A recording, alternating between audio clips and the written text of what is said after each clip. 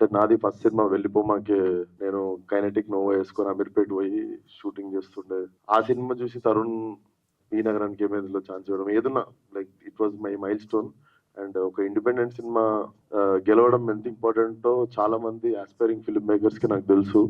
So ఇలాంటి cinema గెలిచినప్పుడల్లా చాలా మంది ఫిల్మ్ మేకర్స్ కి మళ్ళీ ధైర్యం వస్తుంది. ఎందుకంటే వచ్చిన ప్రతి సినిమా ఆ, ఆడడం జరగదు కదా. సో 2 సినిమాలు ఆడకపోయేసరికి చాలా మంది ఒక డిసప్పాయింట్మెంట్ లోకి వెళ్తారు. అలాగే మళ్ళీ ఇలాంటి సినిమా ఒకటి ఆడినప్పుడు మళ్ళీ 100 మందికి ధైర్యం వస్తుంది సినిమా చేసేది. And I feel every one చాలా అన్కండిషనల్ గా స్టోరీని దయా గారు రాసిన స్టోరీని నమ్మి లవ్ చేసి వచ్చి పనిచేసినట్టున్నారు. So I can sense it cinema నిజంగా చాలా బాగుండబోతుందని. టీజర్ చూడగానే కూడా I was very much thrilled అన్నట్టు.